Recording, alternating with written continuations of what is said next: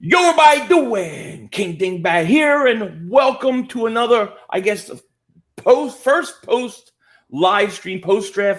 Today, I have two really special guests, two guys that I respect tremendously. I love their content. Philly Fresh and my man Tone Deshields that joined me day 3. You guys, man, thank you so much for being here. How you guys doing today? Go ahead, Tone. Doing good, man. I'm doing solid, man. I'm blessed. Made it home safe from work, man. Had a good Jamaican platter, so I'm feeling good, man. Feeling nice and full, feeling energized. And, we got a lot of things to talk about with these picks. Some of the undrafted guys, a lot of people feel up and down about the draft. So many things are going through the fans' minds, going through the subscribers' minds. And, we're here to just bring it all down to the surface. We're here to just, bring you guys down to earth because a lot of you guys are jumping out the window. We know how we can't be trusted, but this wasn't that bad. But we're gonna get into it, man. Fresh. Yo, that man. You know what it is, your boy Philly Fresh, aka the General, man. First of all, I want to thank all of y'all for tuning in. Thank all of y'all for everything that y'all do. Y'all already know, man. Without no y'all, there's no us. I want to thank Philly 500 bringing me on, and also Tone for coming through. Especially last minute, man. Shout out to Tone for that. And we got some things to talk about. We already know, so we're gonna let the big dog, the big guy, man, bring us where we need to go. Man, definitely. Look, Jock Talk, what's up, Stav, Matt, John, Joe Got Locks is here, DH Eagles. I see LB the man, he's in the house. Army, Dave, man, thank you guys, each and every one of you guys for joining. Appreciate it. First, right off the bat, I want to get into the day one. Because to me, day one may be one of the most classic draft memories I'm ever going to have. 1 through 9 picks were going horrible. They were going horrible. Then all of a sudden, Dallas is on the clock. They're about to pick, and then the Giants, then the Eagles. What were you guys' thoughts at that moment before the trade? Fresh, I'll let you go first, man. Right then and there, as soon as they're on the clock, or before they. Like right when Dallas came on the clock. Dallas is on the clock, and you're thinking Surtain just went off the board. I'm thinking all the cornerbacks are gone. I'm thinking the Giants are going to take Devonta Smith. I just knew that. Yeah. And I'm thinking you got to go Michael Parsons here. He's the best. He was the best guy left, and you have to go. And who knows, even if Dallas called Philly like, yo, do y'all want Michael Parsons? Because if you don't, we'll let you go up to get the guy that you. Who knows how that went? But that was my initial thoughts was Michael Parsons. It wasn't even a discussion. Mm-hmm. Everybody else is gone. You know what I mean? And Devonta, I thought wouldn't have been there. So that was how I was thinking, Michael Parsons. What about you, Tone? What were your thoughts at the time? Well, you know what? I'll admit, like as the draft was progressing, man, I was like, okay. Obviously the quarterbacks went off. The draft didn't get interesting until that first corner came off the board. Right. He came off early, too. When J.C. Horn came off the board to Carolina, yep, that made me nervous immediately. Yeah. Immediately, because I didn't think Carolina was going to go corner. I really didn't. And especially that corner. I thought Surtain was going to be good. To be honest, I thought they would go Michael Parsons because they're still looking for their Luke Kuechly. You know what I'm saying? Yeah. So yeah. I thought they would go Michael Parsons. But he's not. But here's the thing, real fast. I don't mean to cut you off. A lot of people or that don't understand because I watched the dude for 3 years. You know what I mean? Well, really 2. I watched the dude 2 years. I'm a Penn State fan. Okay. He's not a Luke Kuechly. You know what I mean? He's more of a Lawrence Taylor type. Okay. He doesn't cover. He's not going to be in the middle of the field, sniffing things out. He goes after the freaking football. Oh, he's more of a passer. Yeah. Okay. He's a guy. He's kind of like a way better Avery that we got. You know what I mean? But way better. You know what I mean? An edge rusher, but they call him linebacker. So I kind of like for them trying to replace Luke. It wasn't a comparable thing to me. If you get what I'm saying. I understand. I understand exactly where you're going. But when they took J.C. Horn, I was like, okay, this draft just got very interesting. Right. And then when the Broncos followed up with Patrick Surtain, I was like, okay, who are we picking now? Like, because for me, it was either the corners or Devonta Smith. Right. But once I saw that we all knew the Giants were in front of us, and so was Dallas. I knew Dallas wanted a corner bad, but they obviously lost out on them as well. Dallas obviously didn't need a wide receiver. Right. So at that point, once Dallas got on the board, I'm like, okay, something's coming. Howard needs to make a move now. That was one of the first things I said. I said, if he doesn't make a move now, it's a done bun. Right. So once that trade came in, I was like, please be the Eagles, please be the Eagles, please be the Eagles. And once I realized we swapped, I knew exactly who we were getting. It was zero question. But at the same time, we know who our GM is. Yeah. So if he would have fumbled that bag, I don't know. But when you look at it, who could he have got? Who could he have traded? I don't know, but it's him though. It's him. I thought he was going to say Quiddy Pay, and I have to burn my house down. Bro, I would have burned this shit down. I would have, my man. I jumped so high in the air, bro. My wife came out the room like, "Yo, is everything like?" I'm like, "Yes, everything's perfect, baby. Everything is perfect." Yo, we got Mark Holmes' mullet in the house. Hey. Mark Holmes' mullet. Lionel Richie. Shout out to you. Thank you for the super chat, man. Not the 70s Jerry curl. Devonta Smith. Hello. Let your soul glow. Devonta Smith, Rookie of the Year, he says. Yeah, Reggie Wayne called it. Reggie Wayne said, listen, you heard it here first. Yeah. Hey, Sue, thank you for the super chat. He says, Howie Vision Roseman is a genius. He already foreseen the future like Doctor Strange when he drafted Hurts in the second round. Now he drafts Smith. The Smith pick was absolutely fantastic. No question about it. I haven't felt this good about a first round pick in a while. Oh, me neither. Wow. I can't. I'm trying to think the last first round pick I felt this good about. And I think Paulie Fletcher, top 10. Carson Wentz. I felt good about Carson Wentz. But if I'm being completely honest, I was still in the dark about his skill set and what he brought to the table. I was personally still in the dark around that time about him. I would say Fletcher Cox. Okay. I would say Fletcher Cox, you know? So you wasn't that excited about Carson Wentz neither? No, I was, but I meant non-quarterback, you know? Okay. Yeah. Gotta be Fletcher Cox. For me, I ain't gonna lie. Fletcher Cox was obviously exciting. Lane Johnson was cool. But I'm not gonna lie. You guys might feel different about it, but when we picked up Jeremy Maclin from Mizzou, I was like, "Oh yeah, I like that pick." I thought that was a great pick. Yeah, I like that pick. DC for life. Thank you for the super chat, man. He says Parsons pair up with Cox and Jalen and LV, scary linebackers. I think Dallas has very good linebackers. There's no, and that's why that's why I didn't. But that's why people, when they looked at it, they got all these linebackers. Why are they getting another one? Because he's not really a linebacker. I'll tell you how they're going to use him. He's going to come off the edge every single time. So you think he's a 3-4 edge rushing linebacker?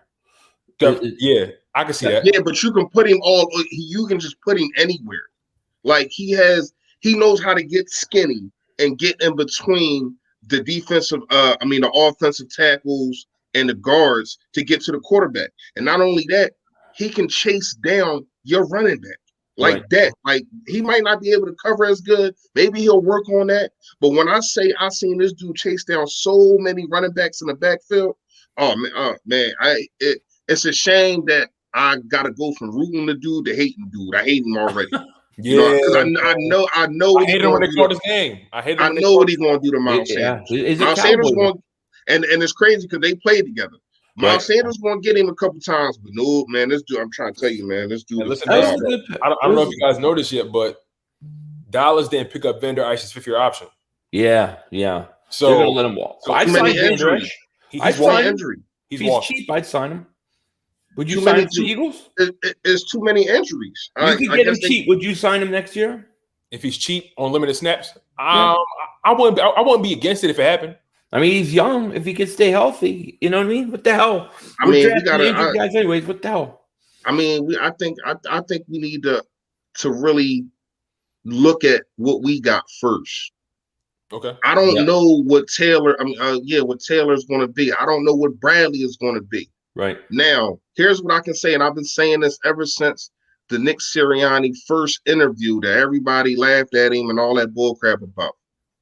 the main thing that stuck out to me is when he said we use our players to their ability, their best ability. Right. And that's what I was screaming all last year. Y'all go check the tape. That's what I kept saying to Doug Peterson. Why in the hell is Greg Ward fielding punts? Right. Why in the hell is Greg Ward not throwing? You don't have any gadget plays for Greg Ward, and he's an ex-quarterback. You have 3 quarterbacks on the field. Not a lot of times, but a couple plays out of a game. You had Carson Wentz, Jalen Hurts, and Greg Ward on the field, and you chose not to do anything but have Jalen Hurts run a freaking football around. Right. Like the creativity, not using your best players to their best ability. Nathan Gary should never, ever be able to be in a position to cover a freaking wide receiver. Mm-hmm. These are the kind of things that pissed me off so much last year. Now, if Nick Sirianni can use these young guys to the best ability, we're going to be looking at a different football team. Yeah. Hey, because a lot of people just counting us out like we're going to be the 30th best team, and all this coaching scheme matters so much. Look at Josh Allen rookie year, and then look at him now. The scheme makes really the engine run. Right. It like you can be a good player, but play better than your ability, and you damn sure can be in a bad scheme and play worse to your ability. You know what I mean? Look at Jared Goff. Even though they traded him, but when he went from playing with Fisher to playing with good point. Very good point. Pretty Boy, whatever his name is. Pretty Boy. When he went with playing with him, you seen 2 different type of situations. Right. You know what I mean? Cooper Kupp does mean a lot too in that situation. And Robert Woods. Yeah. Right. And what I'm saying is now you have an opportunity that they didn't give Carson Wentz. And I don't mean to really bring it up, but I'm making a point. They're doing for Jalen Hurts what they should have been doing for McNabb. Absolutely. For Carson Wentz. They're getting talent around the dude. The dude, like, this is a number 1 wide receiver from the Rams. Absolutely. And going into his sophomore year to have that complementary piece, right? You just seen, once again, Josh Allen. Look what they gave Josh Allen. Look what Baker Mayfield has. Yep. You know what I mean? Around him. Mm-hmm. And them dudes went to the playoffs. You have to put talent around your quarterback, and they're doing that this year. I'm not going to say a year too late, obviously, because we did win a Super Bowl. But what I can say is you should have been doing this. We've been asking for this. We've been asking, just get a guy around. And I understand how everybody feels about Carson, but I will feel some type of way too if instead of we got more holes than a Jamaican tank top, and you want to sit here and draft a quarterback in the 2nd round. Right. Instead of getting me talent, I'll feel some type of way too. Are you freaking kidding me? You seen what I just had to deal with the year before that, taking a whole bunch of plumbers and nobody to the playoffs, and now we in a situation where as though you can give me some. You know how many guys is on the board that you can give me, and then you go Jalen Hurts. Now it's looking like it might work for us now, but it wasn't working for Carson Wentz. So we got to buy out of here, and I ain't got a problem with that. But what I said that to say this, it looked like they're finally, the first 2 picks was for the quarterback. Right. And we're going to get in the second one, but the first 2 picks was for the quarterback. Oh, absolutely. I agree with you. Let me get some of these super chats real quick. Inferno Productions. The undrafted free agents we got, Trevon Grimes, just excites me. The more and more I think about it, he could be very well our wide receiver number 2. Him and Smith could be a lethal duo. I like him a lot. I have a video tonight coming out. I'm going to talk about him a little bit more. But he, to me, is what J.J. Arcega-Whiteside was supposed to be. That's kind of how I see him. I like him too. Hawk215, David Super Chat, my man. He says, now we can say we have the best receivers in the division by far. Devonta, Rager, Coop, Lamb, Gallup, Devontae Smith will have 13 touchdowns, 1,400 yards. Well, I would say this. Cooper has been around a while. Gallup, they've kind of established themselves more. So I think we got younger talented. Well, they got Lamb too. But our guys got to go and produce. You know, I feel like Gallup is a product of having Amari Cooper next to him. Amari Cooper being next to Gallup takes a lot of attention off of him. And then you think about, the factor. It definitely makes Gallup's job easier. Not taking away from the fact that he has to make the catch at the end of the day. Right. But, it definitely makes his job easier. Kind of like that Juju Smith-Schuster, Antonio Brown effect. Right. I'm pretty sure if you put Michael Gallup in a situation where he's supposed to be a number one, he's not going to beat that guy. Right. Yeah, but that's not his. That's not his fault. That's what's supposed to happen. It's supposed to have. With all due respect. And that's another guy that got a number one wide receiver. And once again, we had many opportunities to do that. You could have got Diggs. You know what I mean? Well, I think you could have got you. So that's what I'm saying. So when you look at it, that's how the team is supposed to be constructed. The team is supposed, like, Rhaegar is not a number one. I'm sorry, he's not. You know what I mean? Not anymore. You don't have to be anymore. Just because you're the first guy, that don't mean you're really a number one. Right. Like, and now we're in a position to where as though we don't have to worry about him being a number one. Right. And you're going and with scheme, because I think that Nick Sirianni is going to be a hell of a schemer, getting people open. I think he's going to run the football way more than that we was praying for last year. I think everything that we was asking for, I think Nick Sirianni is going to do on the offensive side of the football. Right. Yeah. I also think he's going to running the football. You're going to see gadget plays. I think you're going to see scheme open instead of everybody just up and out. That's all. Like when you look at the routes from last year, dudes couldn't get open because they wasn't schemed open. Right. You know what I mean? It was just up and out. Crossing routes, up and out, and they're not getting open. Offensive line was the worst in football. There's nothing to debate about that. Offensive line was the worst in football. They were beat up to hell. But that made them the worst. Yeah, made them the worst. It did. You know what I mean? Absolutely. And to have 9 different offensive lines in 16 weeks. I think it was 10 or 11. Right. You right. It's up there. Yeah. So now, hopefully, we don't got to deal with that. Hopefully, we have a number one. You have a guy in Rhaegar that I think should play the slot. You know what I mean? I like Quez Watkins a lot. You still got Fulgham. You know what I mean? Yeah, I'm high on Fulgham. I'm very high on Fulgham. You got his jersey. That's what I'm saying. You got Hightower. Now you can trade J.J. Whiteside for a bag of rat snacks. You know what I mean? Yeah, if you're lucky. You know what I mean? You can get him the heck up out of here. Seriously, man. Take him in his umbrella with you, bro. For J.J. Whiteside, bro. He might he might as well just turn in his pads, turn in his umbrella. It's over. Turn in his umbrella. Turn in your umbrella. Give it back to your mom. It's over for him. Jesus Loya, thank you for the super chat, my man. He says, "What are your guys' thoughts on the undrafted free agent signings?" To me, there's 2 I really like. I like the Jamie Newman and then the Trevon Grimes. The other ones I don't know enough about. I was looking at Jamon Osborne from Texas A&M, and he doesn't appear to me, just based on what I've seen, he doesn't appear to be that dynamic. He doesn't really have that thing that pops off of the screen. He catches everything that comes his way, but he seems more like a body catcher. He tends to fall when he catches the passes off. He has that Zach Ertz, he has that Zach Ertz problem. He catches and he falls all the time. Right. You know what I'm saying? Doesn't really have glaring speed. Doesn't really have glaring athleticism. Doesn't really do much after the catch, but we'll see what he does, on the next level. I just didn't see anything that made me go, ooh, what was that? But whereas, like you said, Trevon Grimes, I've seen him, go up and get the ball, 50-50 ball. Yeah, absolutely. I've seen him in situations. I'm like, oh, wow, that was, you know what I'm saying? So, and also Jamie Newman, like he throws a nice touch ball, absolutely. He throws a nice, back shoulder throw for sure. Absolutely. Dimitri Barnes. I'm just going to tell y'all the guy. Oh, go ahead. Let me get these out of the way before I lose them. Dimitri Barnes. Go ahead. Thank you so much for super chat. He says, "Hey Philly 500, JOK has heart issues." That's what they were saying. Nobody knew anything about it. I still don't know, but I would have took a shot on him. Yeah, Justin Blaine, thank you for the super chat.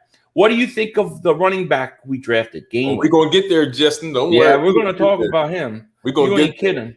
And Max Webster, man, thank you for the super chat. He says, honest question, not talking mess. Why do I hear Eagle fans thinking that Devonta Smith pick makes all y'all division favorites? Curious on that thought process. I haven't heard anybody say that I have talked. Yeah. In all honesty, I think that the Eagles aren't necessarily. I don't think they're out of the NFC East. I think the NFC East is weak, and I think they're going to compete in the NFC East, especially depending upon how Hurts plays. But I don't think you can call them the favorites. I think you have to give Dallas the.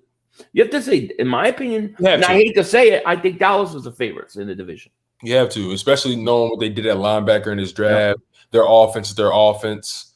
You know, I think the biggest question mark for Dallas will be, well, two of the biggest questions will be how will they fare as far as, you know, in pass protection.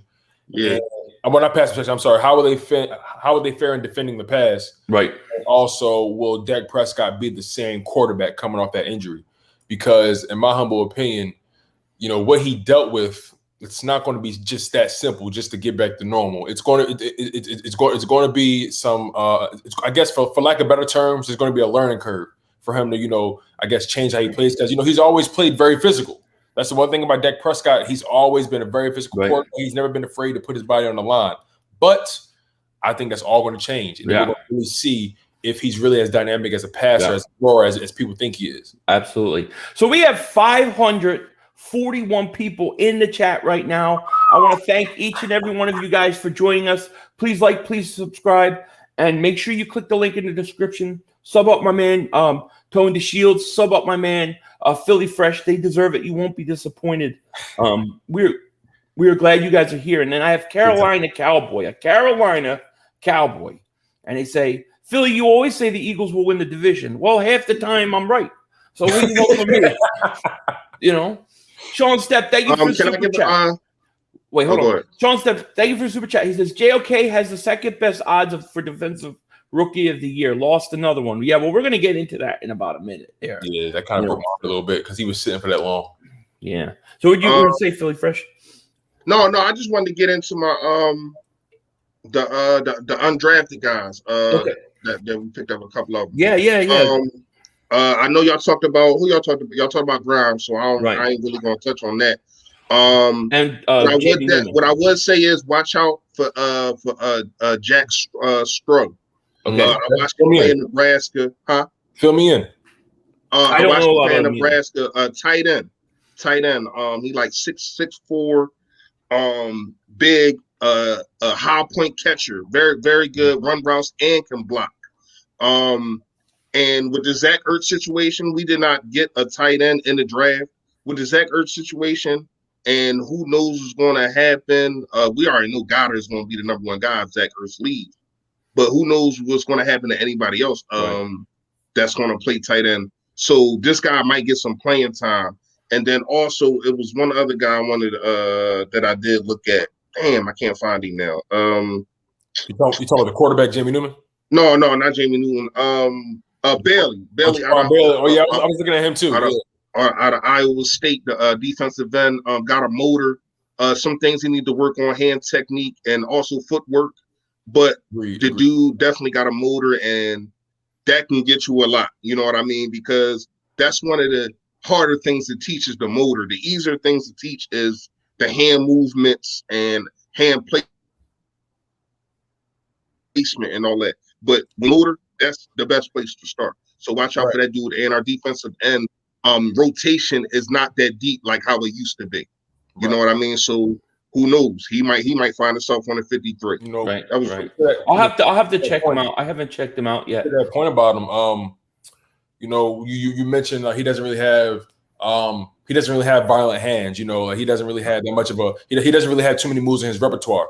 And you know, I definitely see what you mean. He tends to bull rush a lot, but on the next level, you can't keep doing that. You need to have Right. you need to have a skill set. You need to have a toolbox. And that's kind of how Derek Barnett was. Right. Didn't have spin moves. Yeah. I mean, we seen a couple last year, but he really's just a guy to go around you. You know what I mean? That's what he does. Right. He knows how to get skinny and get to that edge. Right. But you definitely gotta do more in the NFL, man. Because these offensive linemen are quick on their feet, and they don't come to play. Speaking of offensive linemen, we got you. I mentioned the guy before we got on live. We picked up another center in the undrafted pool. His name is Harry from Indiana. Kreider. Yeah, from Indiana. And that's going to segue us into our second round pick, Landon Dickerson, because I firmly believe Howie Roseman is hedging his bet on Landon Dickerson with Harry Kreider. Okay. Well, let's get into that. Eagles UK. Thank you for the super sticker, my man. Shout out to you. And I see Kara's here, Nikki's here. Shout out to everybody here. And if we're missing these, the chat is going so fast. So I apologize. But let's get into y'all. Make sure y'all keep commenting, though. Yeah, absolutely. For sure. We love y'all, man. It's all absolutely love. Yeah, and we'll get into specific questions in a little bit too. But let's get into number 37, because to me, I couldn't. Like, I was so thrilled that we went ahead and that we drafted Devonta Smith that, I could not believe we did that personally. But by 37, I'm looking Asante Samuel Jr. sitting there. JOK, one of my top 5 guys, who may have a heart condition that may have dropped him. But still, he was at 37. He was supposed to go in the top, 15 to 20. And the Eagles go ahead and they draft Landon Dickerson. Now, the thing with Landon Dickerson is, talent-wise, top 20, top 15 type talent. But he has 2 knee injuries, 2 ankle injuries. And a lot of people did not like this pick. What were your guys' thoughts on this whole thing? Immediately, my instant reaction was, oh, my God. Swear. That was my first reaction. I immediately put my hands on my head like, Howie, JOK is right there. I know. He's right there. Asante Samuel Jr. is right there. It was just like, and then honestly, let's just say for the sake of argument, he double dipped the wide receiver and got Terrence Marshall Jr. right there. Right. Like, it was just like, bro, who is this guy? And I'll admit, I didn't know who Landon Dickerson was prior to us drafting him. I'll admit it. But, just doing my research on him, the talent is supremely there. He's so violent. He's just like, my man, tremendous balance, gets under the pads routinely, puts guys in the dirt. He's a polished pass protector and run protector. Has no remorse. Plays with no remorse. Nobody's his friend. He puts in the dirt. If there's nobody to block, he'll find somebody to block. Right. And he's patient. He doesn't overcommit the guys. Short steps, he stutter steps, he makes sure he knows how he has tremendous vision, to pay attention to linebacker blitzes. Like he's that good. He's great. He's great. But his health is such an eyesore. Right. You can't ignore it. 2 ACL tears, 1 in each knee. Come on. How can I ever put my money on that table? Right. Yeah. I ain't gonna lie to y'all. I had a different reaction. Okay. And the reason I had a different reaction to him, because I understand not knowing who the guy is, and you like, what? How does it again? Where did that come from? Like, it's like you kept saying, it's right there in front of your face. But here's what I can say, and this is I'm gonna tell y'all this story real fast. Why I know about the guy is because of Jermaine Brown. Okay. I was making a video, and while making a video, I'm like, you know what? I want to see if there's anybody else that ever stopped blocking to fix their gloves while they're blocking for their quarterback. Right. This is the most embarrassing thing I ever seen. Y'all remember that, right? I can't remember what game it was. Right. No, I remember. I think it was the Pittsburgh game. He stopped in the middle of blocking to fix his freaking gloves. Oh, no. Matter of fact, it was Baltimore. Baltimore. With Lamar Jackson after. Baltimore, yep. It was Baltimore. Yeah. All right, so I Googled that, and a video came up of him doing a blind side to somebody, like literally pushing this dude all the way down the field and just wouldn't stop.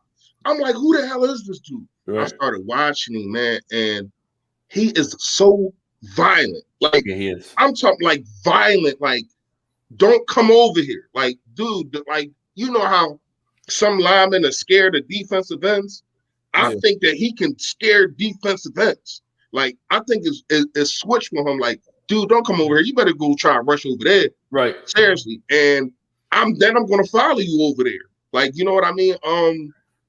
And the main thing that I liked about the pick. Yes, I like the pick, y'all. Y'all can grind me up all y'all want. I like the pick.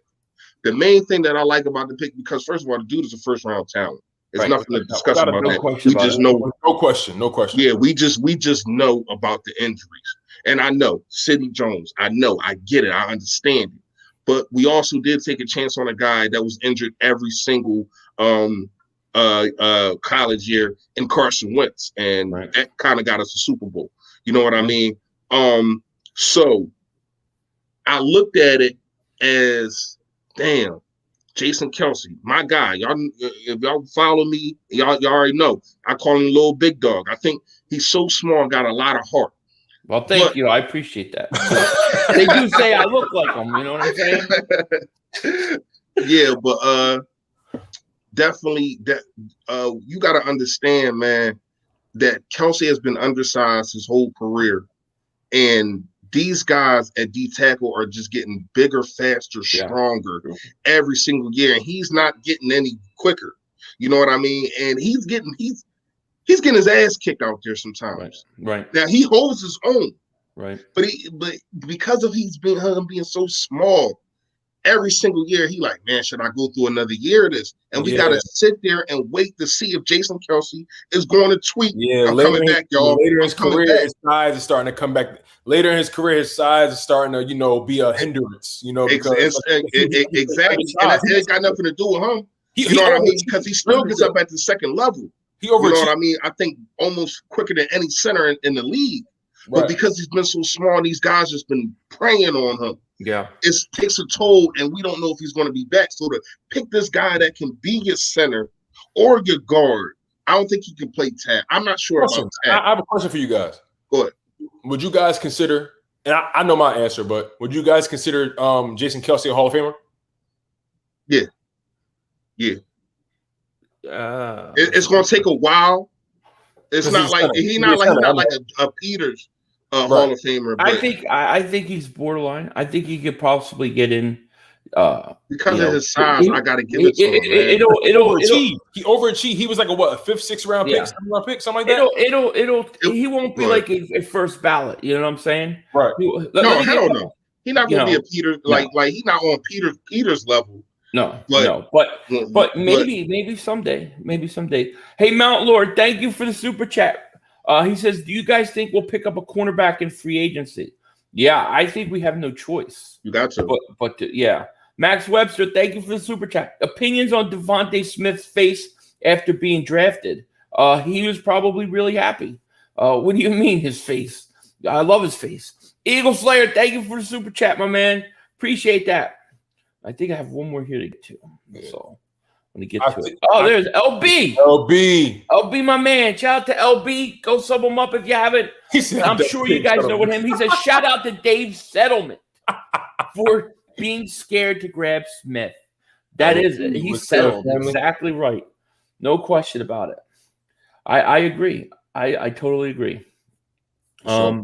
Devonta Smith, he has this real humble face. Like, it don't matter what you really say. Matter of fact, did you see his face when he won the Heisman? He didn't even blink. He was just like, "Oh, okay." But I like that about him. He said he wouldn't have won the Heisman if Wilder would have played. And I respect that. He said Matt Jones probably would have won it. I respect that though. You know what I'm saying? But can I ask y'all a question though, real fast? Yeah. And also the chat. Y'all already know when I direct these questions, they go to the chat too.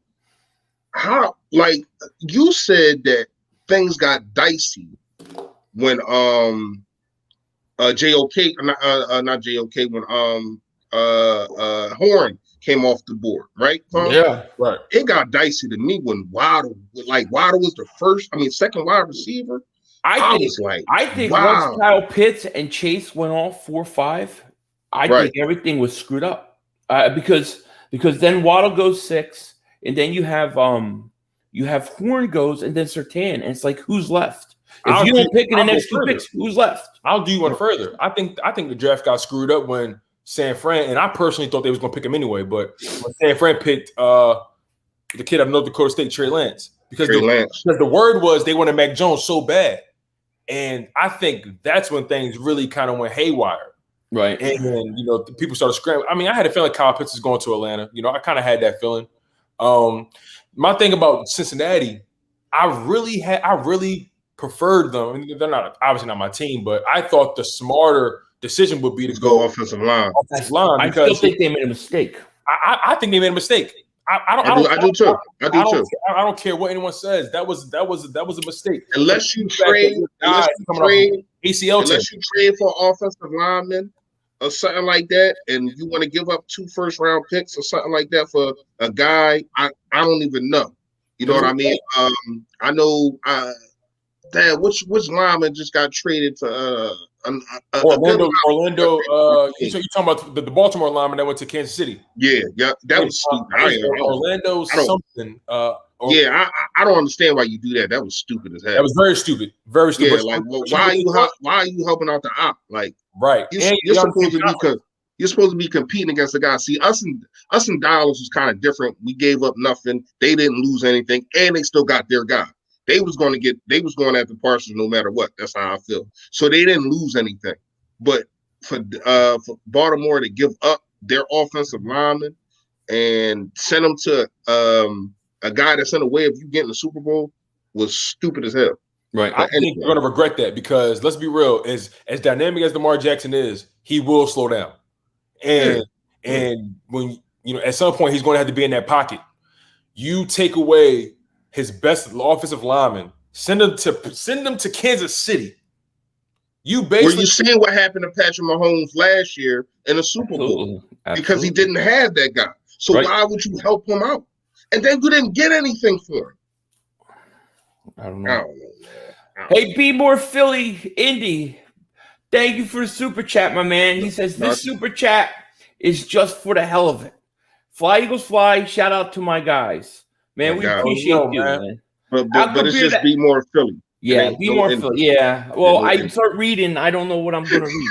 Alpha the analyst. Thank you for the super chat. He says Waddle went to Miami because Smith dissed Tua. I didn't know. What did Smith say? He said Mac Jones was the best quarterback he played with because the way Mac Jones processes information. He said that's not a diss. That's facts. No, his exact words were with Mac. It seems like he's just like 3, 4, 5 steps ahead. He plays more technical, whereas though Tua is more instinctive. He lets things play out because he's more of a physical specimen. That's why. Right. But here's the thing: Jalen Hurts didn't take that as a slight at all. Nope. And he played. You know what I mean? He played with all 3 of them. Exactly. So I don't know. Yeah. Well, I don't know if that's it worked out for us. It worked out for us. Yeah. Hey, man. Hey, shout out to Tua being emotional. I had Devonta Smith higher than Waddle, so I was okay with it. I did too. Hey, Kara, how you doing, Kara? She says I knew her when she says funny things. I do not. Yo, she says, yeah, poor Burrow going to be broke again. I'm telling you, that was a mistake for them. There was a mistake. Yeah. They're going to regret it. They went for the flash, and instead, man, it's okay. It's all right. Yeah. Because think about the division they're in. Nothing but pass rushers. He's going to have to meet Myles Garrett every single day. Like, come on now. Like that wasn't a smart move, man. That wasn't smart. Right. Yeah, I hear you. K. Keith Coleman, man, thank you for the super chat. He says, hey, Philly, I'm just so tired of this team passing up good quality players. I get it every time team wants a top 12, but come on, bro. I know you. I want to know your thoughts. Let me know your thoughts. Well, I don't know what quality player did we pass up in the top 12. I thought we got the right guy in the top 12. So I have no problem with that. If we're talking about 37, Yeah, I'm confused on that comment. If we're talking about 37 and Dickerson, the talent is real. The talent is real. There is no problem with this guy. If this guy plays, he will be good. Like, I'm not worried about him not being good. The injury, yeah. So he's talented, no question about it.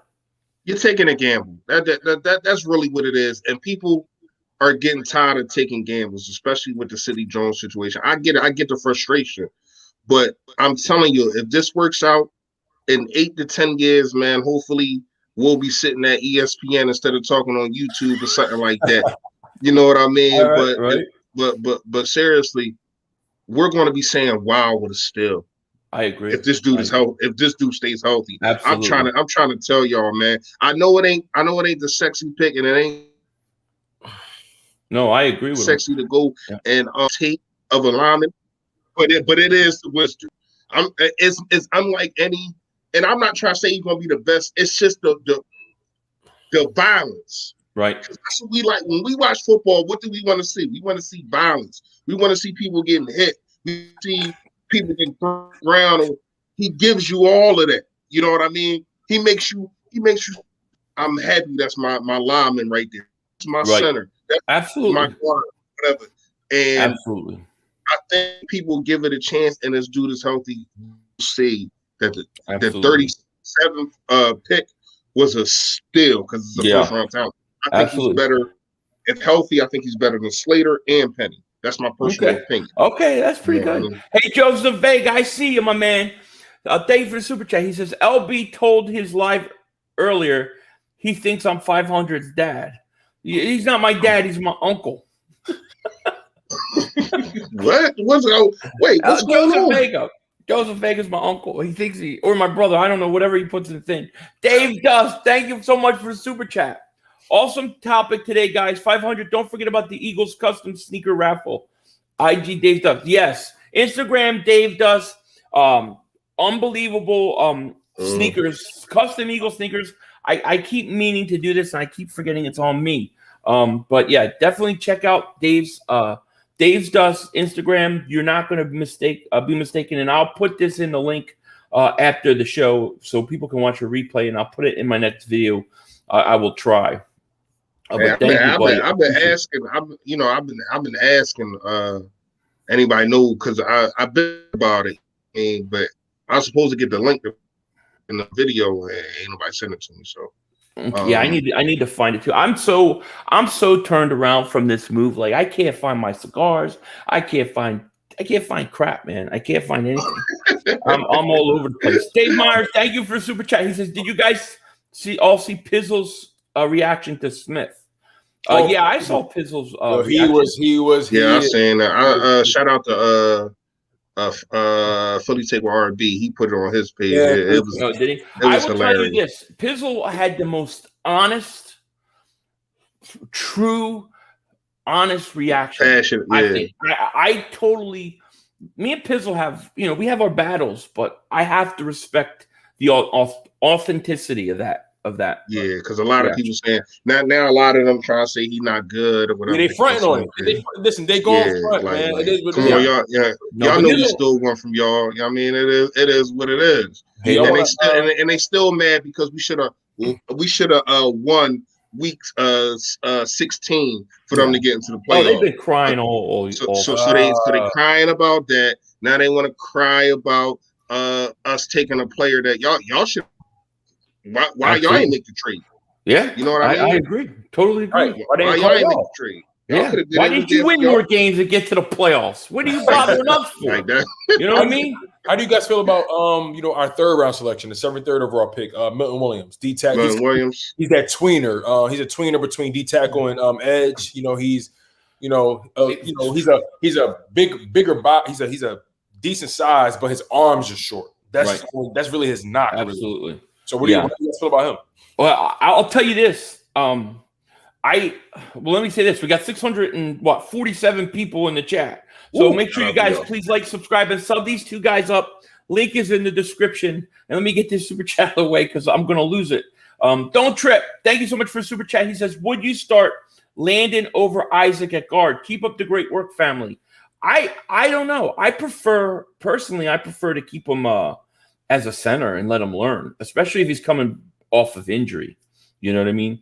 But to getting back to what Tone was asking about Milton, I really think he's a talented player. Everything that we're reading about him, he's very talented. What I hate about that whole pick was that they had a target for apparently the Cooner Robinson, right? The Giants wound up taking. They traded back 3 spots for a 6th-round pick. Who the hell needs 4 6th-round picks? I don't know. But they needed a 4th, and they lose out the guy. You saw the kind of the war room debacle with Roseman and Tom Donahue. Like, I just thought that was a bad look. I thought the way the 2nd and 3rd round went, that I have no problem with the players they took. I just thought the placement and the timing was off. I can understand that. I can understand. In all fairness, Jonathan Gannon was happy about that Milton Williams pick. He loved it. Yeah. He loved it. I mean, he looks like a beast. That's the person I care about. I care about Jonathan Gannon loving it and not Donahue. Here's what I can say about the guy. The short arms, it scares me if he's going to play defensive end. Now, if he's going to play defensive tackle, I ain't got no problem with the short arms. First of all, you're closer to your opponent. Right. You can get up under him. We see what Aaron Donald does every single week. Short arms, smaller guy that gets up under pads. Now, when you're playing defensive end, you got to get around or you got to go through. Right. And the short arms, you got to get that arm under there. The short arms is scary if you're going to have him at defensive end. So he's going to probably have to play mostly defensive tackle. But what does that mean for Hargrave and Fletcher Cox? Right. Because they're already solidified on what they do.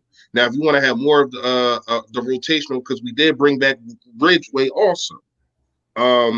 So right now he's probably the 4th or 5th guy, but I think that he does make the team. But I don't know just defense. Like he can play. He has power. He got speed. The dude can play, but putting him, because a lot of people are saying about the defensive end, put him at defensive end to me scares me. You know what I mean? I don't know if he can get the job done there, but defensive tackle, I'm all for. Well, he said he was. I think it's a matchup thing. You know, I think based off of matchup, you know, I wouldn't be surprised if Jonathan Gannon, you know, depending on who's there, like, hey, let's put him at D tackle for this play, or let's put him at DN for this play. He's going to be that. He's definitely a utility guy that you're going to, you know, move around on the defensive line. But, you know, just thinking about all the defensive line moves we made in the draft in general, it's clear that we're prepping to transition away from BG and Fletcher Cox. It's clear. Right. They're trying to, you know, soften that blow. Now, you're not going to replace Fletcher Cox as fast as you may think, obviously. But they're clearly trying to bet on a downslide, though, man. I ain't gonna lie. He's been on like at this point, like double teams. He that's all he does is take up space. That's it. Yeah, it's like, remember, I want to say 3 years ago, it was him and Aaron Donald. Yeah, and really nobody else. Yeah, Aaron Donald then went up here and Fletcher. It seems like Aaron Donald's still getting better. That's the scary part. Like. Even with the double teams. Now, the numbers might not be there for Aaron Donald, but every single game you see this dude flashing. We don't see that from Fletcher Cox and stuff for like 1 or 2 games. And I don't know if it's injuries, because I know not this last year, but the year before last, he was playing through a lot of injuries or whatever the case may be. I don't know if they're catching up with him and he's not as explosive as he used to be, or that he won a Super Bowl and he just ain't as hungry. You know what I mean? But to me, it's one of them. Yeah. And he got his money already. He got his money. So, I'll be right back, guys. Hold on. Somebody's at my door. You're all good. You're all good. But you're right. To your point, he got his money. Maybe the hunger isn't there anymore. I definitely agree. Something left him after that Super Bowl. Something, you know, something. And if they create and I don't never want to come at somebody hard or come at somebody's pockets. Yeah, I don't never come at the pockets, and I'll never come at your heart. But what I can say is it's evident it's something. It might be the injuries, I don't know. But he has been declining right before our eyes, man. He's not that dominant force. Does he get double teamed? Yes. But I used to see you take on double teams like it was nobody's business. Right, knock him out the way. Exactly. And I don't see that except for probably 1 or 2 games a year. And that's not enough. Yeah. That's not enough to me. You're $100 million man. Everybody wanted to grind Carson up, getting paid $100 million. So is Fletcher Cox, and he has not been cashing in, or we have not been cashing on that $100 million investment. Should I say? Yeah. Joseph Vega, man, thank you for super chat. He says, "Your brother from a different mother, fresh. What's up? We can't keep all the receivers who gets cut. Easy. We don't have a corner opposite Slay. Who do we get?" Thank you for the super chat. I'll let them answer that 1 second. Let me get these out of the way. JC Eagles Talk, thank you so much for the super chat. Sub 500, fresh and tone. Thanks for y'all in-depth knowledge. Who do you think we should go after, or do you think we should go after cornerback Steven Nelson, 25-year-old young, also F the Giants? I personally, I do think you should go after Steven Nelson. Me too. I would like to see him. I think that would be a great idea. Jonathan Edwards, thank you so much for super chat. He says, "What type of defense do you see us running? 3-4 or 4-3? Are you going to run a 4-3? I'm almost 90% he's going to run a 4-3. They're not built for 3-4. Yeah, we don't have that many talented linebackers to play a 3-4. The Great Tate, thank you for the super chat. Seeing that Pizzle meltdown made my day. It made all of our days. It was funny as heck. All of our days. He's a character, boy. For sure. He's got shout out to Joe Vegas. Shout out to all of y'all, man, for the super Yodats, man. Sure, yes. Shout out to y'all. I appreciate y'all for welcoming us with open arms, man. Absolutely. Sure. We got 642 people in the chat right now. If you're new to the channel, please like, please subscribe. Click the link in the description. Sub up Philly Fresh. Sub up my man Tony Deshields, who just won over 1,000. We are glad to have him back. Oh yeah, officially congrats to you, brother. Yes, I congratulate you. I appreciate you. Meant to do it on a video. I forgot. I had a lot on my mind, but you good, definitely, man. Congrats on the 1K. Well deserved. Well deserved, man. Seriously. And so what do you guys think of the next pick that we had? Because we have those 2 picks, and then we get into the third day, right? And the third day, we all know we need a corner, and that's what the Eagles took. They took Zeke McPherson, cornerback. What did you guys think of this pick? Anything? So for me, it was one of those picks. Like, yes, we got our corner, but the same breath, I was like, was this the corner I really wanted? But just thinking about what he brings to the table, they say he's a really smart guy, really intelligent guy, a quick learner. He's very teachable, very coachable, which I love. So that means he's going to learn a lot from Darius Slay. What I like the most about him is his size and his ball skills. He's 5'11", scratching, I think 190, 195, I want to say, to be exact. He's 191. Yeah. 5'11", going on 6 feet. And I like the size because outside of Darius Slay, all our corners are pretty much undersized. Kevon LeBlanc undersized. Devonta Maddox undersized. There's no one who can really, I guess, match up physically with any of the other wide receivers we go against. And right. Sad thing is, Devonta Maddox, it wasn't like he wasn't in position. He just wasn't tall enough. Didn't have the length. Yes. So I firmly believe that Zach McPherson, he's a decent pick. I definitely felt like there was a better corner on the board, but I'm not upset about it. He's an Eagles fan. My man had the LaShawn McCoy jersey ready and willing. So So I'm definitely with it. They say some of his weaknesses are his back pedal can be a little rigid and bumpy. He's not as smooth in his hips. He definitely needs to work on footwork. But his ball tracking skills, his ability to disrupt the wide receiver from his route is definitely visible. So right. I'm not mad at the pick. I'm not excited about the pick. I think I gave him a B grade.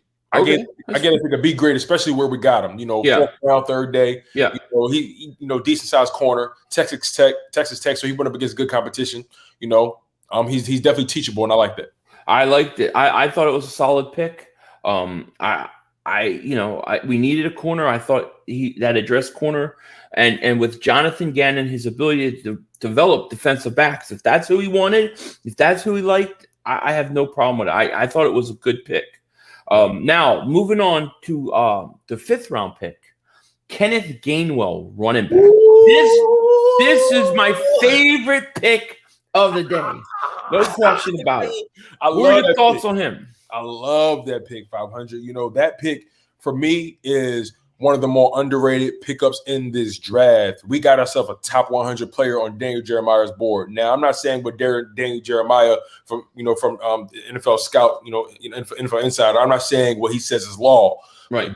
But Dane Jeremiah has a pretty good track record when it comes to players and judging these guys. And we got the guy Kenneth Gainwell from the University of Memphis, which is pretty much a running back factory. You know what I'm saying? And Kenneth Gainwell, he does everything you want your running back to do in the passing game. The thing is, he used to be a wide receiver, so he's more polished of a route runner than your average running back, and he's very elusive. You know, he has a skill. Now the thing is, he's undersized. He's 5'8", 201. So he gives me Darren Sproles vibes for a fact. Right. But he definitely gives you a lot of versatility, not just in the running game, but in the passing game. Now, don't expect him to run in between the tackles. Don't expect him to be, to run, to run in the I formation. Don't expect him, in single back formation. Like, do not expect that too much from him at all. Right. He has good cuts, but he's pretty much, just based on what I've seen off the film, one speed. He doesn't really have like that second or third gear that he can get to, but he has good enough speed to break after the catch, especially as a running back coming out the backfield. He has a decent stiff arm, and everyone's talking about that hit he laid on Michael Parsons in the block. That was beautiful. In the pass blocking. So I got to give my man respect just off of that. Absolutely. Nick Gammons, definitely like the pick. Definitely. Yeah, I did too. Nick Gammons says the chat is comedy day. I can only imagine what you guys are saying. Joseph Vega, thank you for the super chat. He says 500. You need matrimonial duties or a hug. You never answered my super chat like you said you would have. We have a lot of receivers who gets cut. Now, how many we keep? I don't know. It depends. I mean, how many? First of all, what's the roster? Is it 60 now? Because if it's 60 now, we're gonna keep one more. But who we keep? I think, of course, Devonta Smith and Rager are going to make it. I think Quez Watkins makes it. I think probably Greg Ward makes it. I think Fulgham makes it. Fulgham and Grimes. I'll say 6. If we cut anybody, unfortunately, and I don't want to cut this guy, it's going to be John Hightower. I think so too. And I'm glad about this guy, JJ Arcega-Whiteside. If we cut any of our wide receivers, it's going to probably be either one of those guys or both of those guys. Absolutely. Yeah, absolutely. Legend Killer, man, thank you for the super chat. He says, I created a Jacoby Stevens Facebook months ago. Jacoby is what I named my kids because of Jacoby from Papa Roach, and Steven was my favorite cousin. Very interesting. All right, I like it. So you must really like that pick then. You must definitely like that pick. Let me see here. Did I get everything in? I like that Jacoby Stevens pick too. I love that pick. Yeah, we're gonna get into that. We're gonna get into that. Yeah. I love the Gainwell pick. Was my favorite pick of the third of that. I adored it. Yeah, I definitely adored that pick. And then you had in the 6th round you had Marlon Tuipulotu. I shouldn't even try to say his name. Oh, you got it right, bro. Did I really get it right? Holy crap. Tuipulotu. Yep. Yeah. So this pick to me was not my favorite. Not my favorite at all. My least favorite of the day. Yeah, because we had drafted defensive tackle already. Mm-hmm. And I know this guy has a lot of upside from what I'm reading and stuff about him. He should have been a 3rd round pick. But then he goes in a press conference and he didn't want to talk about his medical. So that scares me. You know what I'm saying? That scares me a lot. So that pick to me wasn't, it wasn't what I wanted, basically. No, I agree. And just to try to throw him some bail. He has good size. 307 pounds. He's a wide body. He's not that tall. So he definitely sacrifices some height. Right. In the trenches, but just like I said, it's trying to throw him some bail, man. He's very big on being accountable, being held accountable. He doesn't like. In other words, he likes to be coach hard. Mm-hmm. He likes to be he likes to be thrown in the fire. He doesn't like to be coddled in any way. Right. And he's a fighter. He doesn't. You're not just going to bully him. He's going to go down swinging. And I truly love that about him. It definitely shows up on film. He definitely disrupts. Yeah, definitely disrupts. But he doesn't really have a large toolbox of moves. He don't expect him to really rush the passer that much. He's disruptive. Right. He doesn't really have much of a pass rush skill set. Right. Thomas Hefferman, welcome to Throne Room of Dingbat, my man. Welcome to Throne Room. I gave you your wrench. Thank you so much, buddy. And look, we're going to have a Zoom meeting for Throne Rooms this week at some point. Working on the timing right now, but man, thank you so much, man. I really do appreciate it. And then Jerry, thank you so much for super chat. He says this season is toast either way because we have no offensive line. Well, listen, I disagree. If you get Kelsey back, Brandon Brooks, and Lane Johnson, and they all are healthy, you can't tell me that's not a good offensive line. I think it is. You know what I mean? It's 3 all pros. Yeah. Joseph Vegas says, talk about undrafted free agents who is good. I think Joseph Vegas should be like I think we need to make him like the manager of the whole show. And he could tell us, now you got to talk about this. Now you got to talk about this. Where you been? We've been talking about them. We need to get earpieces, so he can be letting us know, like on ESPN. Joseph Vega, my man. He's crazy. He's awesome, though. Shout out to him, man. Shout out to JP. Shout you out, man. Real rap. But yeah, so that pick wasn't my favorite. And then we go into Taron Jackson, round 6. Second favorite pick of the day. For everything I'm hearing about this guy as a rusher, very fast off the line. His highlights, which are highlights, but he looks explosive. And I thought this was a great pick. How about you? I definitely like the pick. I was looking at some of his film, and he's definitely violent. He knows. Same thing with him. He knows how to disrupt as well. And he has a good spin move. He has a very good spin move. Right. And he doesn't stop coming for the quarterback. Even if he gets beat, he doesn't stop coming. Don't expect him to relax. If the quarterback's in the backfield, trying to find somebody open, you be on the lookout for Taron Jackson because he's coming for you. Right. And he has heavy hands. He has a nice punch move. Right. The only thing with him is, he kind of. He is another guy who's kind of limited, who definitely needs to be coached up. He can be a little stiff when turning the corner, but other than that, I think it was definitely a solid pickup. I think he's someone who, if coached properly, if coached up, he can be a steal. Yeah. Where the hell did Fresh go? I think the general's rallying the troops or something. Where did he go? As a family man, he's trying to keep the household in order. Keep the kids, make sure the kids' homework is done. Yeah, I understand. Believe me, I got 2 of them. So then we took Jacoby Stevens. What were your thoughts on Jacoby Stevens? You like this one, huh? Love it. Definitely my second favorite pick of the day. Okay. Outside of Kenneth Gainwell. I like that pick just for the simple fact that I've been waiting for the Eagles to truly find someone who can be that hybrid safety. Hybrid safety, hybrid linebacker. We haven't had that reliable guy since Michael Jenkins left. Right. Michael Jenkins was definitely a hybrid guy. He would drop back, he would come down in the box. He made sure everyone was where they were supposed to be. I really like what Jacoby Stevens brings to the table. Right. Now, he's not the most polished guy in pass protection. Don't get it twisted, but I definitely believe he has a lot to offer, man.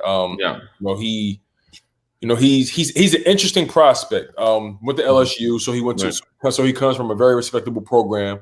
6'1", 212 pounds. So he was a senior. Showed up at the Senior Bowl. Right. And he's smart, and he doesn't give up, and he's going to keep working. That's what I've read. That's what you see on the field. He doesn't give up, and he knows how to rush the pass. He's very physical. Yeah, and I like him. You're going to love playing with this guy. Yeah, this defense is going to love playing with this guy. I'm just curious to see how he does. As far as in training camp, and if he makes the roster. Because all these guys don't end up making it, depending on how big the roster is this year. So I'm really excited to see what Jacoby Stevens brings. I think he's going to make the roster just off his versatility. A lot of people called his versatility a weakness, called the fact that he's a tweener a weakness, but I think that's actually going to be his calling card. Right. No, I like the pick. No doubt about it. You're making me hate you. Thank you for the super chat. He says, don't want you to get confused, but this is Michael Sachs. All right. What's up, Michael Sachs? It's good to see you. I know it's you now. That's awesome. Then our last pick of the day was the linebacker, which he's really an edge rusher. They're going to use him as a 4-3 defensive end because he's kind of a tweener. He's not a legit linebacker in the way we use them. He's more of an edge rusher. Yeah, basically another tweener. Patrick Johnson. My thoughts on this one are like decent pick. It's fine. See if he can develop. If you see something in him at this point, this late in the draft, that's fine. That's kind of what I thought. I understand. I understand what you're saying. He's definitely a project. My fault, gentlemen. My fault. You okay, my man? You all good, family? No, man. The toilet didn't clogged up. Overflowed, came through the freaking ceiling. Whole lot going on in the last 10 minutes. I'm sorry about that. We're glad you're back, man. Yeah, we're glad you're back, though. Yeah. Turn them pipes off, man. You know what I mean? I did. Caught a plumber here now. So. Cool. Philly 52 day for super chat. He says, "Can he Gainwell is 5'11", 195. That's all right. I think that's right. I mean, he weighs more than Devonta. What I missed, brothers? What I missed? I'm sorry. Oh, we were talking about Gainwell pick, McPherson pick. We just really kind of finished up the rest of day 3 of the draft. So yeah. How do you feel about who were your favorite guys from day 3, Fresh? Who were some guys that stood out to you on day 3? It gotta be the guy from LSU, man. I think he's I think he's the steal of our draft.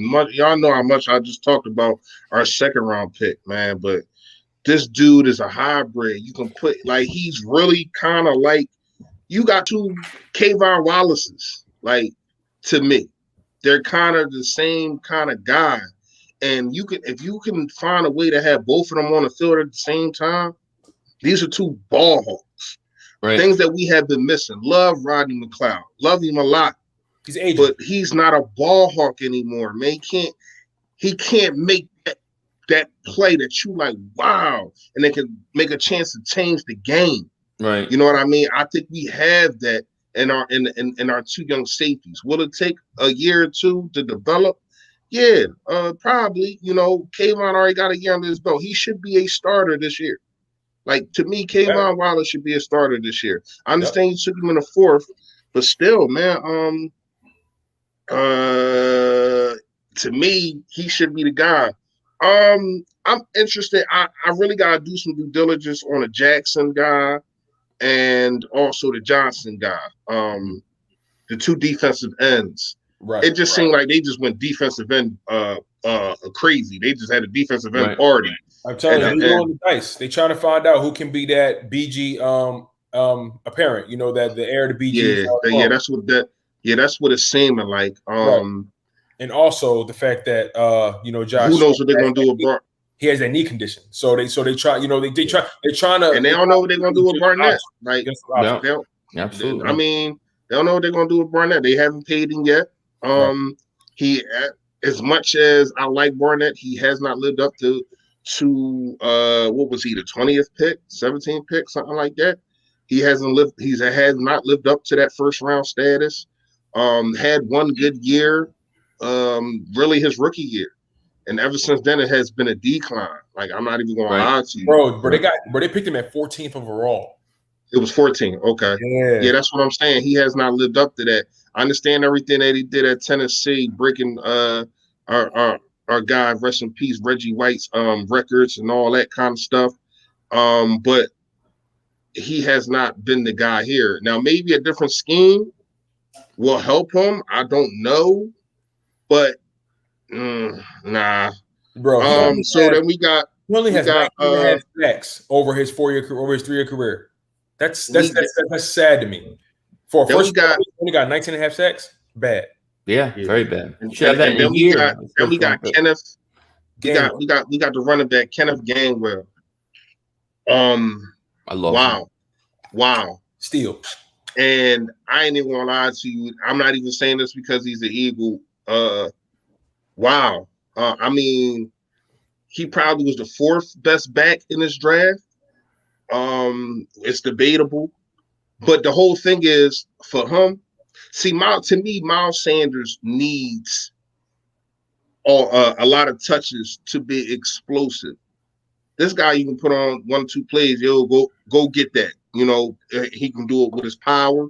He can do it with speed. he can catch the football out of the backfield very, very well. So when we picked up that guy, I'm like, wow, what's going to happen to Boston Scott? Because we already got Howard. That's supposed to be our bruiser type back. So you got Howard and you got Miles Sanders. That's your 1-2 punch. And then you got Gainwell as your haymaker.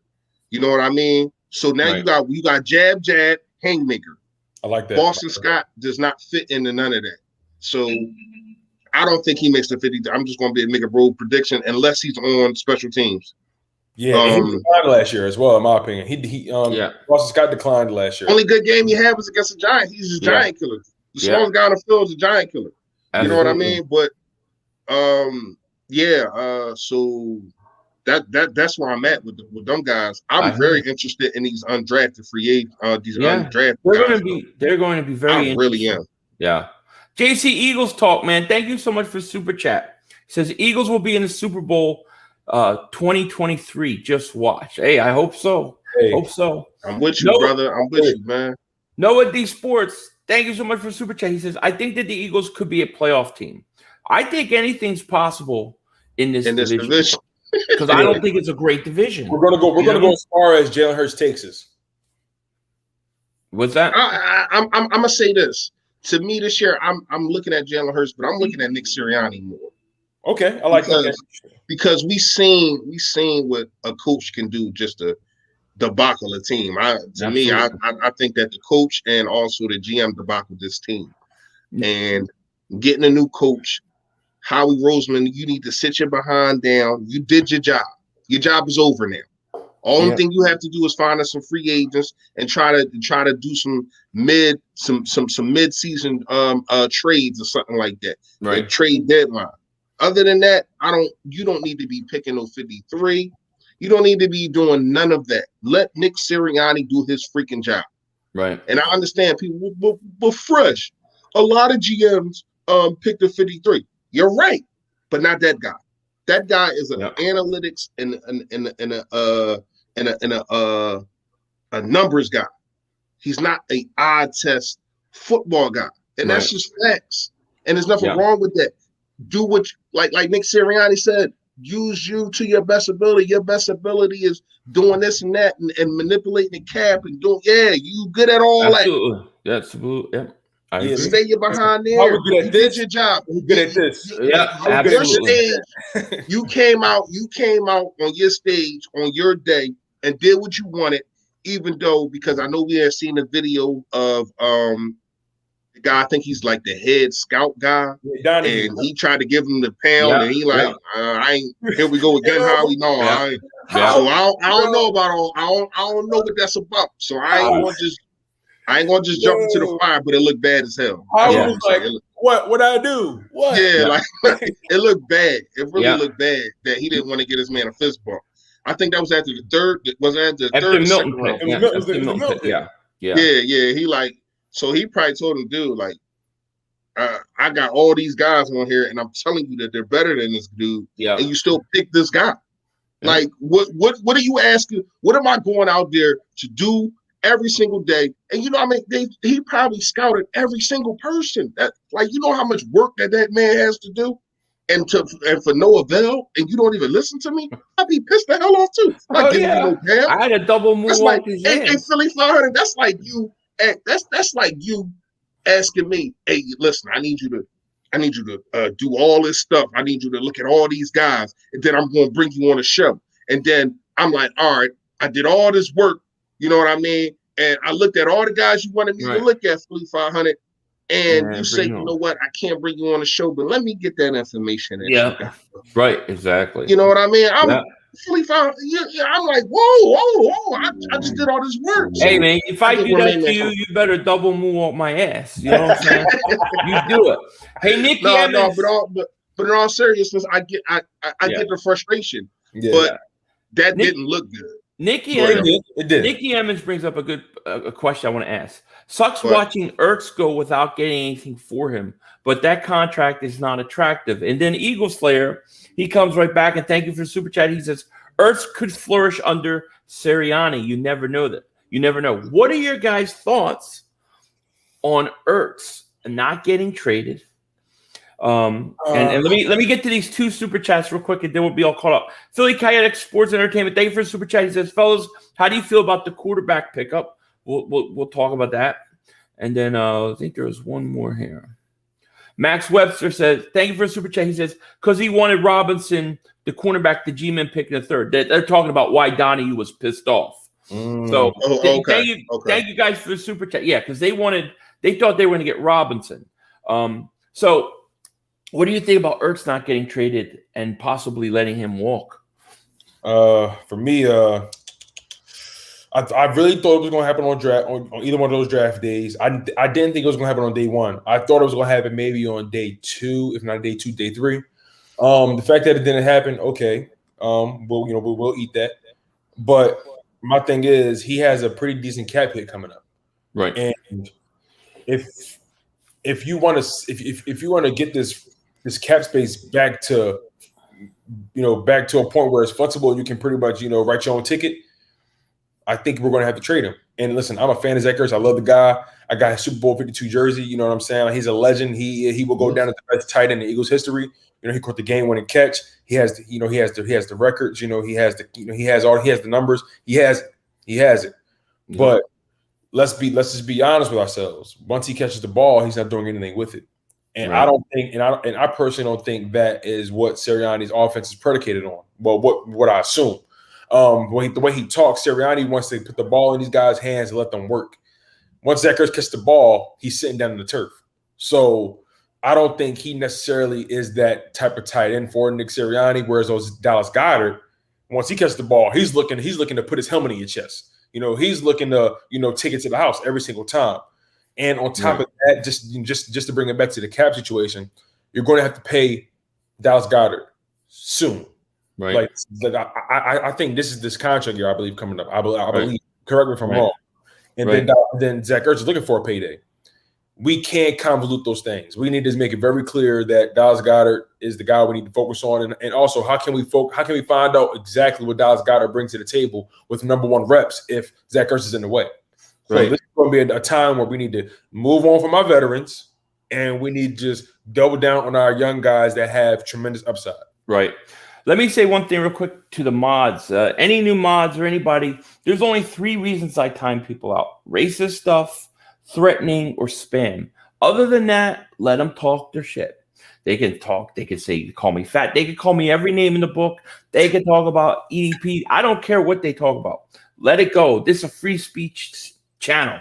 This is going to be the hub of free speech one day. So do not time people out, because when you do it, you make me look like a liar, and I'm not a liar. So please, definitely don't time people out. Scarp 520, he says, "I miss the Eagles' fathead." Well, I could put it on a green screen, but that thing's gone. It's gone. Yeah, Fresh, how do you feel about this situation? To me, I've been up and down with it. I think that you kind of missed your opportunity last year to get something for him. I was saying going into the season, I think when we did the round table 500, me and LB disagreed on getting rid of Zach Ertz. I wanted to get rid of him now instead of getting rid of him a year too late. And right now it's looking like it's a year too late. You know what I mean? He's older. He just put on a pathetic performance last year. He looked like he didn't even want to be on the field sometimes. He wasn't blocking. He wasn't getting off of coverage like how he usually does. And it was frustrating to see. It just looked like he doesn't want to play for the Philadelphia Eagles. And it's so weird to me that basically Howie Roseman told him to go find his own trade. Like, that's like, I never heard no crap like that. I think that he can still play, but when the relationship is done, the relationship is done, man. And I think that Howie Roseman has messed up a lot of relationships. You know what I mean? I think Lane Johnson doesn't like the dude. So you think it's because of Howie that he wants out, is what you're saying? Yes. I think because Howie basically lied to him, and maybe he didn't, maybe he did. Right. When I say that just like how he's doing now, reconstructing. and he told him that he would give him a new deal later on. Now, the deal that he got, I guess Zach Ertz wasn't happy with, and he probably was like, "This is not what you told me that I was going to get," Right. and he turned that down. So, if you're not getting him to sign a deal, and you can't, and nobody wants to trade for him because the price is probably too high, and what he's getting paid is too high. I think he's getting $8 million. So nobody wants to pay that $8 million. You're gonna have to pay some of that if you want to get rid of this guy, or you just gonna have to eat the money. Yeah. That's what it's gonna have to come down to. You're gonna have to pay some of his contract, probably $3 million, or you're gonna have to eat everything. You know what I mean? Because I ain't gonna lie to you, man. I like you said, Tone. I love Zach Ertz. I love everything that he brought to the table for us. But you are probably not a fit, and that goes for Greg Ward too. They're probably not fits for Nick Sirianni's offense. This is a move out the way offense. From what I've been told, you're going to have to make plays. Our quarterback is going to throw you the ball, but you're going to have to make plays for yourself. Right. In this offense, we're going to get you space, but you got to make plays, and that's not Zach Ertz or Greg Ward. Does Zach Ertz get cut, or does he stay on this team? I think he still gets. I think he gets traded. I think he gets traded, but it's not going to be a conversation that we. Listen, let's be real. They're probably going to get maybe a 5th or 6th round pick for him, and that's bad. But if you want to move on, at least get something.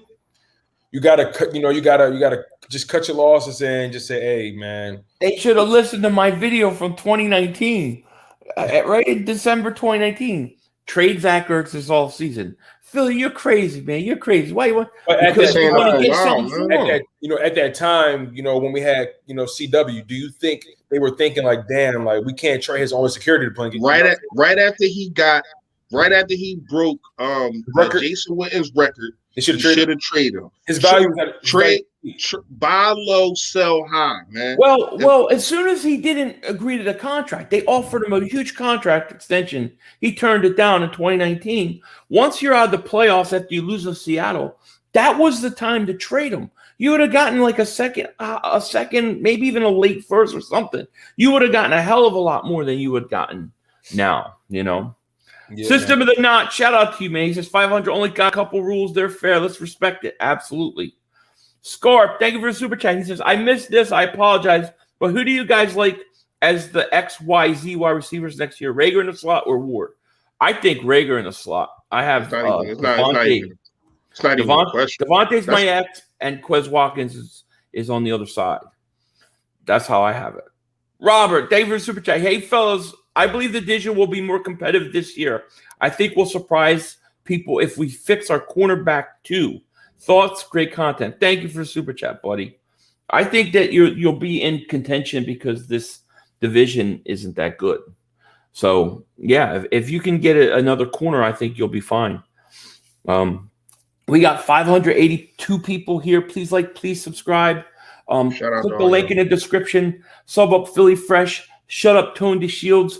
We're going to do about 5 more minutes because I know you guys have another show soon, right? You're going to be on Philly Notion. Shout out to Philly Notion. You guys can watch them there. They're going to be there talking with him. And I appreciate you guys coming on, man. Bro, for sure. Yes. Always love, bro. Yeah, I mean, you guys came on last minute, so I appreciate it. Kazi, thank you for the super chat. Wait, hold on. Kazi, thank you for the super chat. F the Cowboys, he says, but thank you for the trade. Exactly. So go ahead. What were you saying? No, I was just saying if y'all guys, still want to keep talking football, you can go to either my page, Philly Fresh, or Tone Deshields II, or Philly Notion. We will be live on all 3 platforms. Sure will. And it will be a call-in show. You can call in, talk your ish, but please keep it. Keep it. Be gentlemen and ladies with this. You know what I mean? Don't try to demonetize us. But in all seriousness, once again, man, shout out to you, man, bringing us on. Bringing me on, man. trying to get you on one day. You know, we find the time. Of course. Shout out to all of y'all too, man.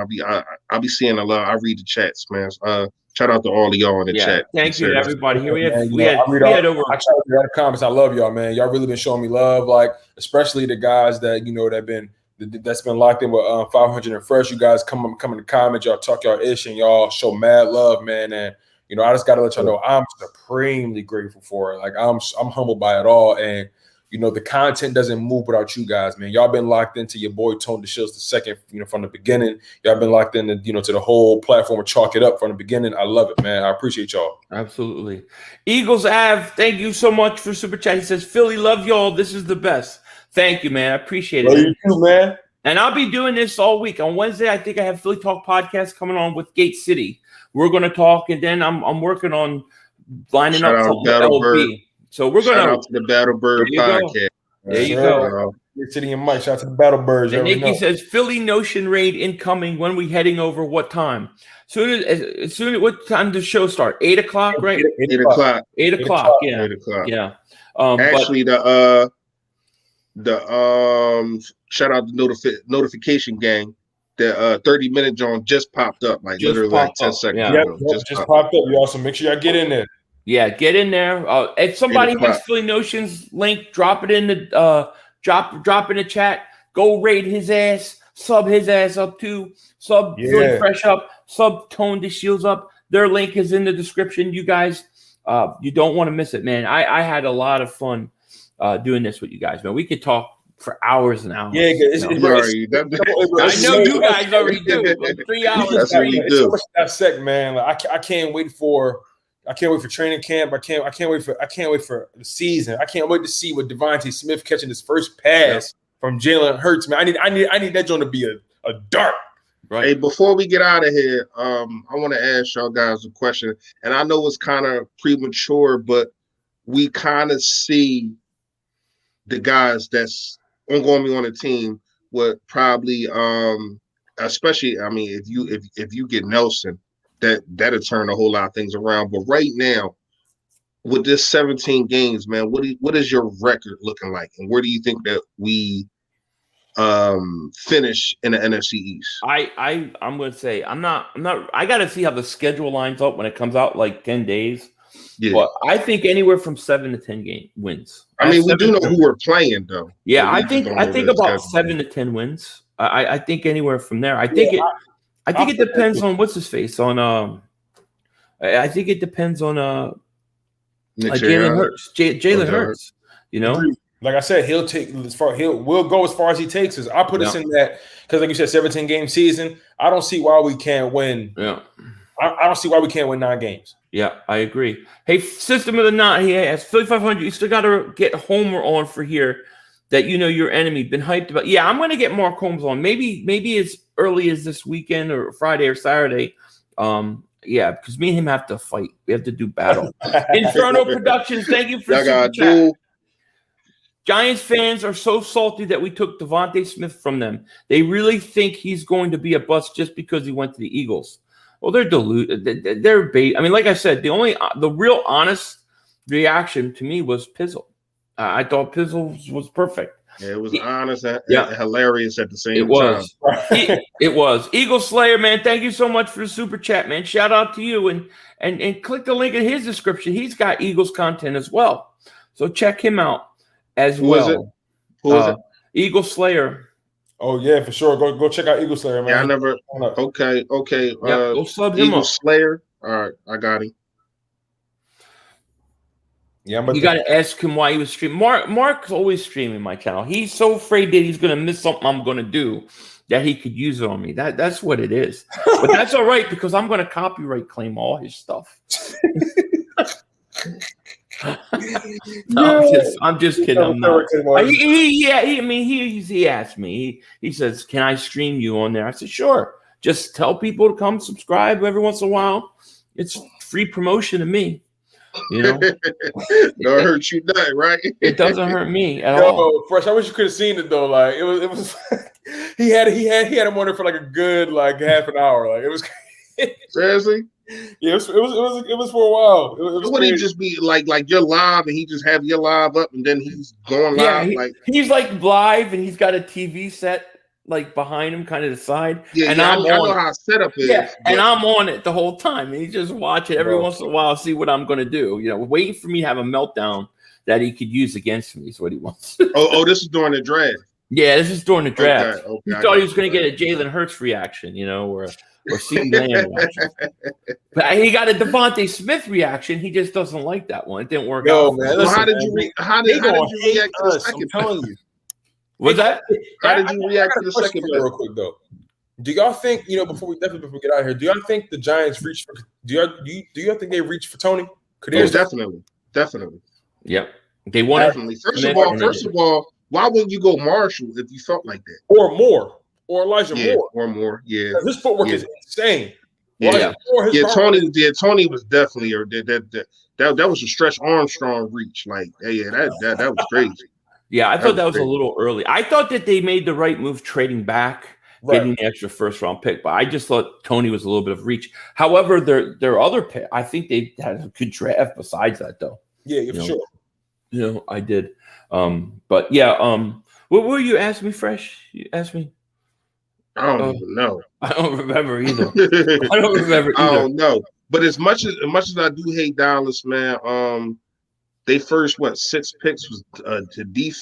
Yeah, bro. They went all on defense. They put pressure. Yeah, they went. I mean, their offense was top flight the year before. And then that got hurt, so I guess they feeling as though.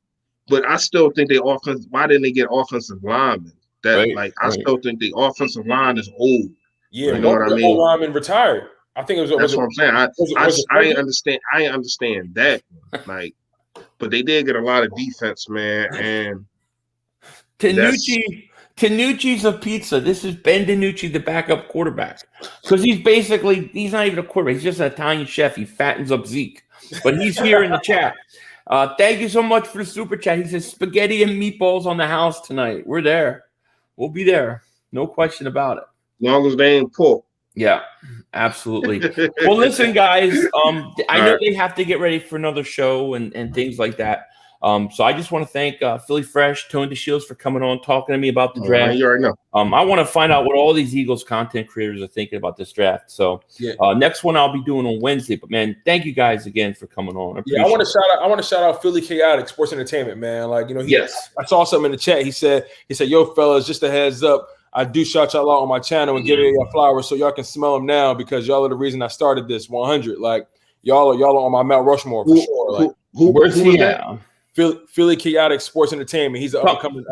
Hey Philly, if you're still in here, man, can you drop your link? Yeah, for sure. Shout out to Philly Chaotic, man.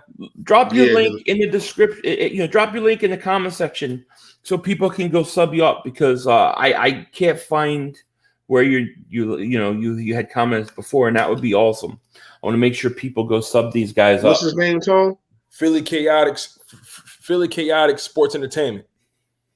Yes, absolutely. I'm trying to find him too. Yeah, it's spelled Phillies, and then it's Chaotic KAEOTIC. Philly Chaotic Sports. Okay. I'm gonna try to find it. But like 500 just said, just throw your link in the comment section so we can try to find it. I try to support everybody. My thing is, and before we get out of here, my thing is you just got to be consistent, man. And I told Tone this early. You know what I mean? Early. I was told this.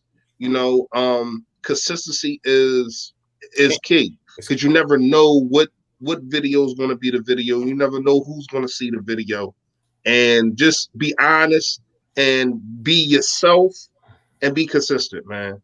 And you will get a sub and a shout out from me all day, every day. Yes, I think that the Philadelphia, I'm not sure about any other team, but I think the Philadelphia Eagles YouTube community is the largest. And we taking stuff over. You know what I mean? So just keep grinding. Yeah. Keep grinding. And go to Dave Dust on Instagram for this Eagles raffle tickets. I'm telling you, you're gonna love the work he does. No question about it. It is beautiful. It is beautiful. Hey, Dave Dust, do me a favor. Just go to one of one of my videos and drop the link in the video so that I have it. Right. Or just hit me on IG, Philly Fresh _60. So I got the link. I've been asking for the link for a while. Ain't nobody get with me. Yeah, and I believe this is Philly Chaotic Sports Sound. Nikki's got it. Thank you, Nikki. Appreciate that. Well, man. Okay, thanks, Nikki. So 400 people left. I would say. Sorry about that. You guys click the link in the description. Sub up Philly Fresh. Sub up Tone Deshields, and thank you so much for joining us. Really appreciate it. Thank y'all, man. Y'all have been major. I'm so grateful. Yes, definitely. With that said, we're going to let you go. We're going to get ready for their show. I'll be listening and driving to the post office. Who knows? Maybe I'll even call in if I can. But Philly Fresh, Tone, thank you for joining me. With that said, we're going to let you guys go. Take care. Talk to you later. And of course,